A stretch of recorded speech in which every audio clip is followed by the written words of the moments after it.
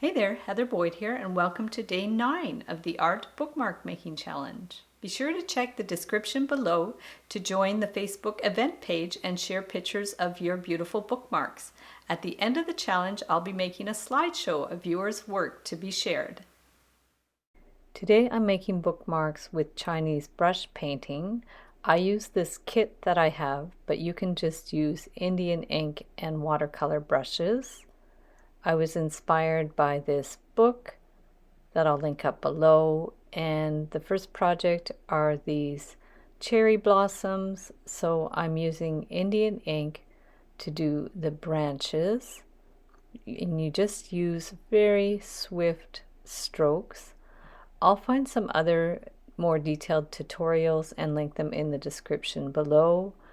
I originally took a course at the local university in the Chinese Students Association, so I learned a few of the techniques.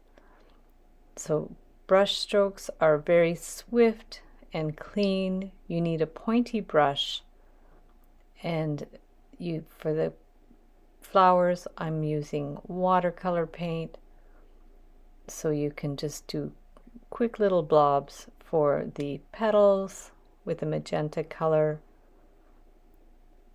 And down below as well, do about 5 little blobs of paint. You can work quite quickly. This video is at double speed. I'm putting yellow in the middle, and then I'm just using green paint to do some little leaves. Just quick little strokes for the leaves.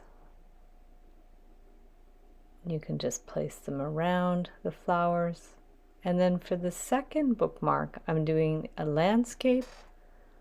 So again, with the Indian ink and a fine brush, I'm just going to do some mountains and then use a thicker brush to do a little bit more thick paint at the top of the mountains, and then just wet my brush and blend it out a little bit to make it more gray.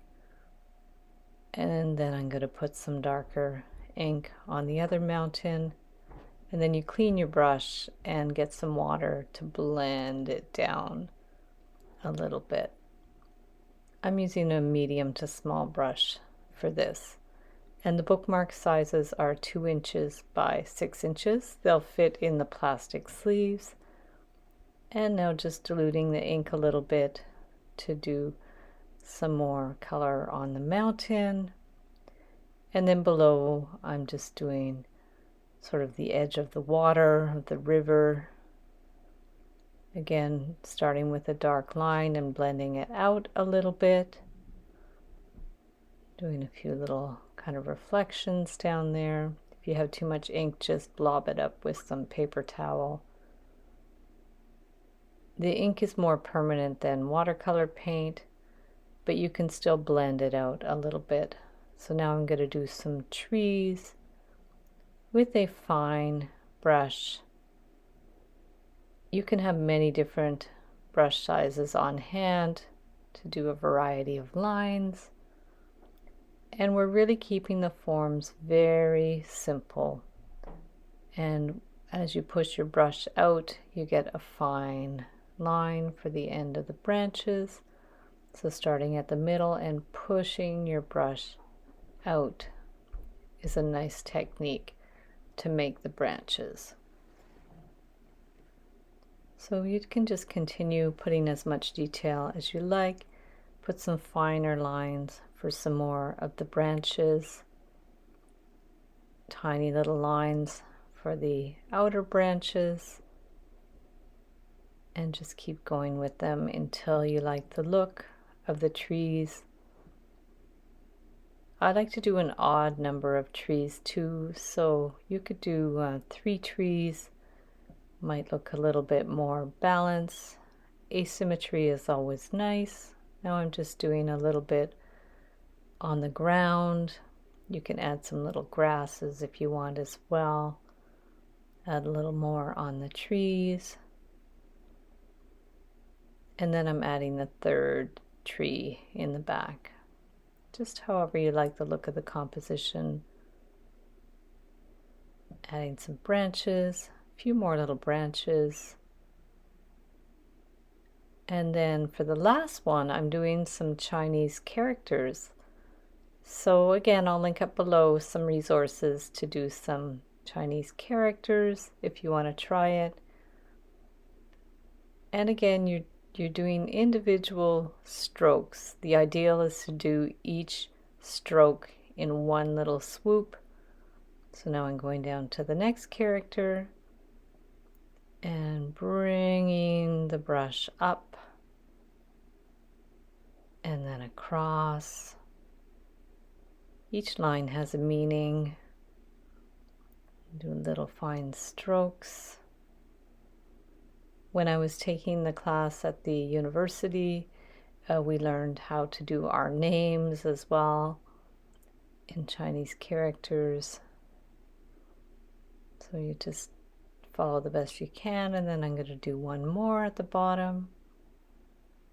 That one I went over twice, but you should really try to do each line in one single stroke. And make sure you have enough ink on your brush, but not too much ink either. You could do these with markers, but if you try it with a marker, I would try to use the marker that has the pointed end with a flexible tip, and you might get the same effect. And now at the bottom, I'm just going to write the meaning in English and go over it with the micro pen. So we have live and love and laugh.